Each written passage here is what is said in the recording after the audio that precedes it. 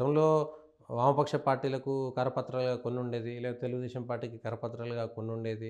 ఇంకొకరు కాంగ్రెస్‌కు కొందరు వంత పాడేది. అవసరం మేరకు స్విచ్ ఓవర్ అయ్యేటువంటి వాళ్ళు ఉన్నారు. కానీ కనీసం రాసేటువంటి భాష, వాడేటువంటి భాష లో లెవెల్‌కెళ్ళకుండా కొంతలో కొంత జాగ్రత్త పడేటువంటి వాళ్ళు. ఆ! తిట్టినా, విమర్శ చేసినా కొంత జాగ్రత్తగా వాడేటువంటి వాళ్ళు. అయితే కొంత నిర్దాక్షిణ్యంగా చేస్తేనే వాళ్ళు ఆగే పరిస్థితి ఉంది. అవును. లేకపోతే అరేయ్ రేవంత్ అని అవును.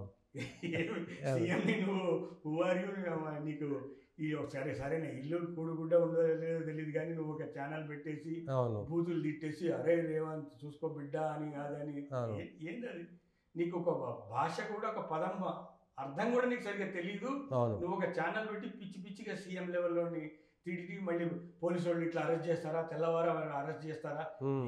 ఎందుకు చేయదు అవును. సీఎం తిడితే ఎందుకు అరెస్ట్ అవును. సీఎం మిస్టేకా లేదా అనేది సెకండరీ దానికి ఒక శాంక్టిటీ ఉంది కదా అవును. ఒక లెవెల్ ఉంది కదా ఖచ్చితంగా. స్టేట్లో గవర్నర్ తర్వాత నెంబర్ 2 పర్సన్ అనుకున్నప్పుడు సార్ రూలింగ్ అతను అతను అనుకున్నావు రూలింగ్ అతను. నువ్వు అరే తురే అని అవును.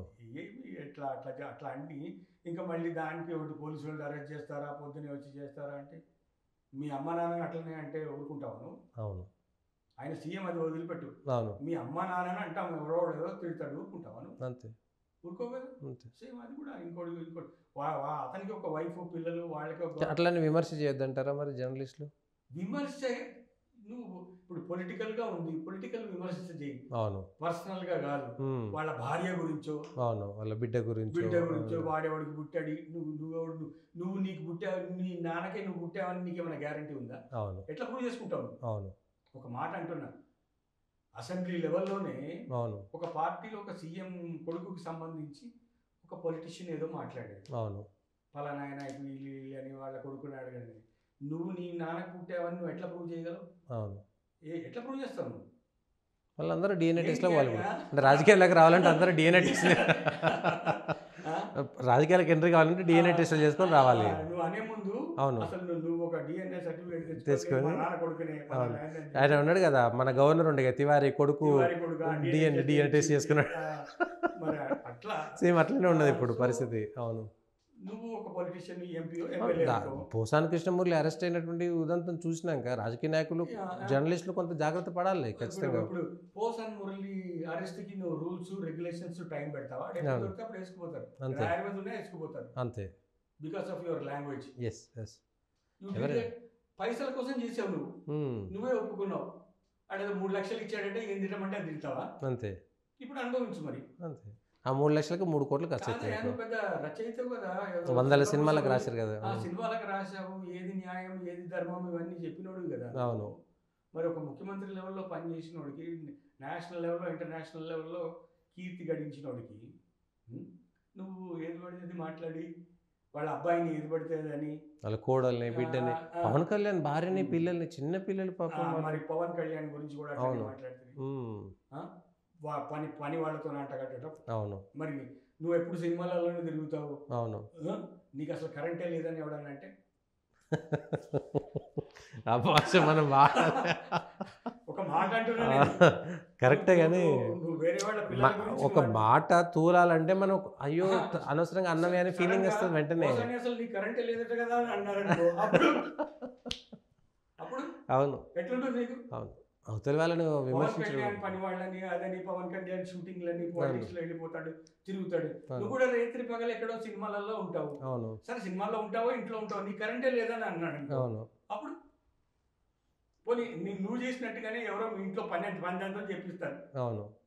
పోసారి ఇంట్లో పని చేసే పని అంతా చెప్పిస్తారు అంతే. అడిగితే వేస్ట్ కరెంటే లేదా అడిగాను అని అన్నారు అనుకో అప్పుడు చర్చ అంతా ఎటో పోతుంది. ఆ, అసలు రాజకీయాల్లో ఆయన చేసిన పని, వాళ్ళ రాజకీయ వాగ్దానాలు, విధానాలు వాటిపైన చర్చ వదిలేసి వాళ్ళు అక్కడ వండుకున్నారు, వీళ్ళు ఇక్కడ వండుకున్నారు, వ్యక్తిగతమైనటువంటి ప్రైవేట్ జీవితాలలోకి తొంగి చూసి బెడ్రూమ్లలోకి పోయేంత దూరం వెళ్ళిపోవడం ఎంతవరకు సంబంధించో అర్థం కాలేదు. పాలిటిక్స్ లో ఉన్నాడు పాలిటిక్స్ లెవెల్లో పొలైట్గా ఉండాలి.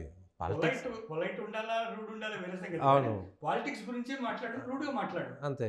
నువ్వు దొంగ అవును. నువ్వు కరప్ట్ పలానా ప్రాజెక్ట్లో నువ్వు తినేసావు అవును. ఎలాంటి వాడు నీకు లంచం ఇచ్చాడు అవును. ఓ నీ కృష్ణారెడ్డి లంచం ఇచ్చాడు చెప్పు Nothing కొంతవరకు wrong, మనం. అంతేగాని అవును. ఫ్యామిలీకి సంబంధించి వాళ్ళని డ్రాగ్ చేసి వాళ్ళ గురించి తక్కువ మాట్లాడటం అవును. నీ అది బట్టి నువ్వేంటనేది తెలుస్తుంది అంతే. ఇంకోటి భార్య నువ్వేదో అంటే నీ వ్యక్తిత్వం ఏంటనేది నీ వ్యక్తిత్వం నీ ఏంటనేది క్యారెక్టర్ బయటపడుతుంది. తెలుస్తుంది. అవును, అవును. నువ్వు అనుభవిస్తున్నారు కదా ఈ ఈ కేసు, ఈ స్టేషన్ ఆ స్టేషన్ ఆ స్టేషన్, రోజు 14 స్టేషన్లు తిరగాల్సి వస్తుంది. ఏడుస్తున్నట అవును, కన్నీళ్ళు చచ్చిపోతా బతకాను అని చెప్పేసి. అంత దారుణం. సో ఎవరైనా జర్నలిస్టుల పేరు మీద కూడా యూట్యూబ్లో ఫ్రీగా వచ్చింది అని చెప్పేసి యూట్యూబ్లో పెట్టి కనీసమైనటువంటి, పోనీ నువ్వు జర్నలిస్ట్ కాకపోయినా నీ భార్య పిల్లలతోటి నువ్వు ఎట్లుంటావు ఆ స్థాయిలో ఉండాలి కదా కనీసం. కుటుంబం సతీష్, జర్నలిస్టులకు కూడా కోడ్ ఆఫ్ కండక్ట్ ఉండాలి సతీష్. ఉండాలి. ప్రభుత్వం తీసుకురావాలి యూట్యూబ్ని ఒక ప్లాట్ఫామ్కి తీసుకొచ్చేసి, సేమ్ పేపర్లకు టీవీలకు ఎట్లయితే ఒక వ్యవస్థ ఉందో దీన్ని కూడా పెట్టాలి. లేకపోతే అరెస్ట్ అయ్యారు అంటే అప్పుడు భయపడతారు.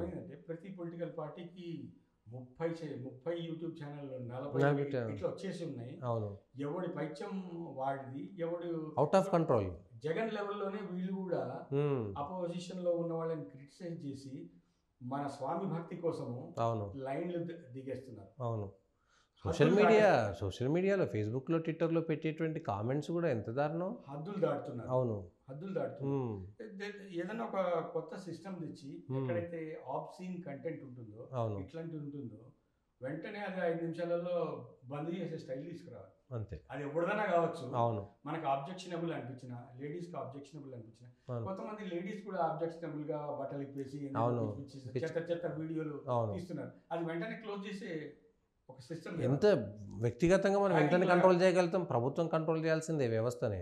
హ్యాకింగ్ లాగా ఒక సిస్టమ్, అది రాగానే వల్గర్ ఉందంటే అది రాకుండా చేసేది. అంతే, చేయొచ్చు. Technical it is possible. అవును, ఒక మానిటరింగ్ సిస్టమ్ పెట్టి, ఒక టీం పెట్టి, సెన్సార్ సర్టిఫికేట్ లాగా దీన్ని కూడా కొన్ని పెట్టాల్సిందే.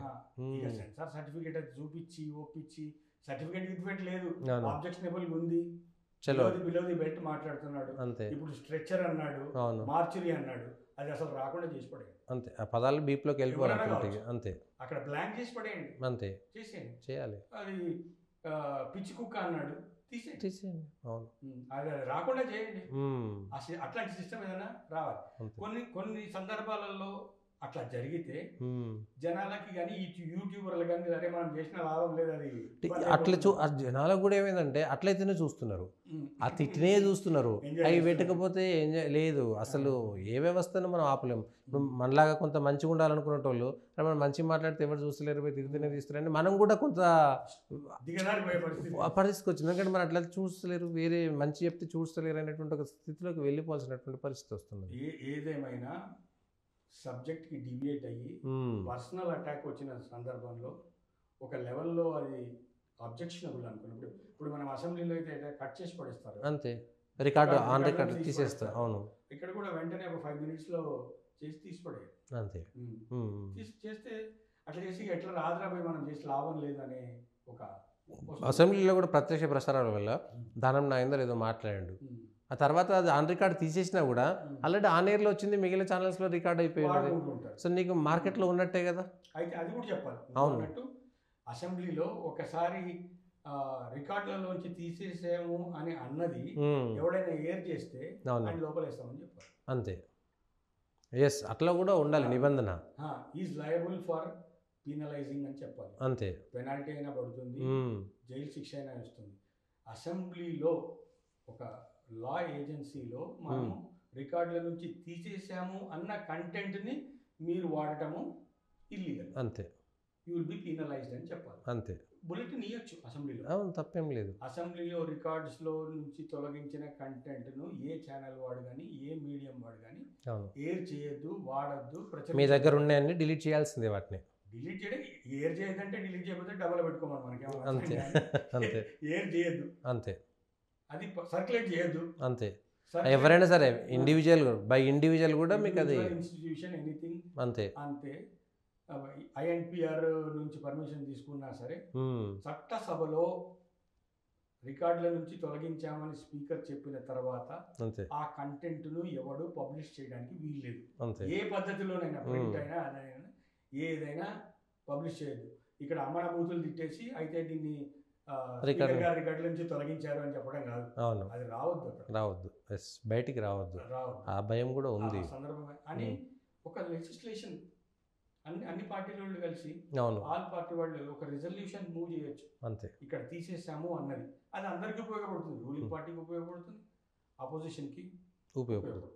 అందరికీ సేమ్ ఒకే ఒక రకమైనటువంటి రెజల్యూషన్, ఒక యునానిమస్ రెజల్యూషన్ పాస్ చేయొచ్చు. అంతే. అదే పద్ధతిలో యూట్యూబ్ వాళ్ళు కూడా దిగజారకుండా ఉమ్. ఆబ్సీన్ కంటెంట్ పబ్లిష్ చేయకుండా గవర్నమెంట్ ఫస్ట్ వ్యక్తిగత- స్టేట్లో గవర్నమెంట్ ఒకరొకరు ప్రొసీడ్ కావాల్సిందే. ఆ, ఓటీటీ ప్లాట్ఫామ్స్ యూట్యూబ్లు చాలా దరిద్రంగా ఉన్నాయి. వాళ్ళు కూడా అబ్జెక్షనబుల్ కంటెంట్. అంటే ఇదంతా ప్రాబ్లం ఎక్కడ స్టార్ట్ అయిందంటే ఓటీటీకి సెన్సార్ లేదు, సెన్సార్ లేదు. అక్కడ ప్రాబ్లం వచ్చింది. అవును.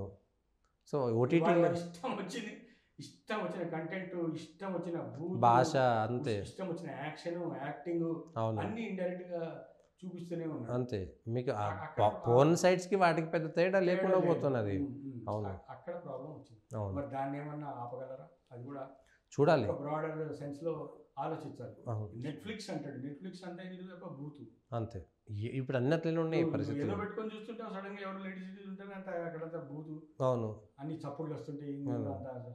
సడన్ గా ఆపడానికి కూడా అర్థం కాని టైం సిచ్యువేషన్. లేని పరిస్థితిలాగా ఉంటుంది అది. అవును, సో అది కూడా ఒకటి ఆలోచించి, అదైతే పార్లమెంట్ లెవెల్లో రిజల్యూషన్, ఐఎన్పిఆర్ లెవెల్లో తేవాల్సిందే. ఇన్ఫర్మేషన్ అవును, ఐఎన్బి వాళ్ళు అవును ఐఎన్బి మినిస్ట్రీ మూవ్ చేయాలి. చేయాల్సిందే. మూవ్ చేసి డిస్కషన్ అయితే అవుతుంది, బట్ అది నెక్స్ట్ ఇయర్ ఏదో ప్లాన్ చేస్తున్నారు మే తర్వాత అని అంటున్నారు.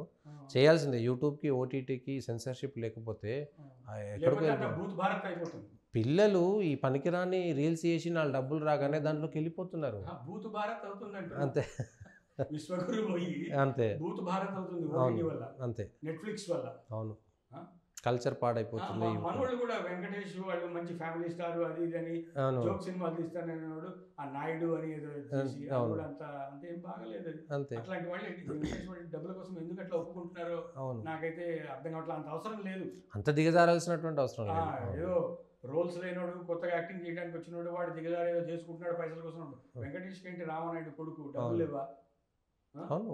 రానా నాయుడు అని 30-40 సంవత్సరాల నుంచి ఫీల్డ్ లో ఉన్నాడు. అవును అవును. ఓ పద్ధతిగా ఉంటాడు. హ్మ్. నువ్వు ఆ ఓటీటీలోకి పోయి అన్ని బూతు అవన్నీ చేయాల్సిన అవసరం ఏముంది? అవును చేయకూడదు కదా. అవును మనోళ్ళు ఒక ఎగ్జాంపుల్ గా ఉంటే బాగుంటుందని నా ఉద్దేశం. అవును.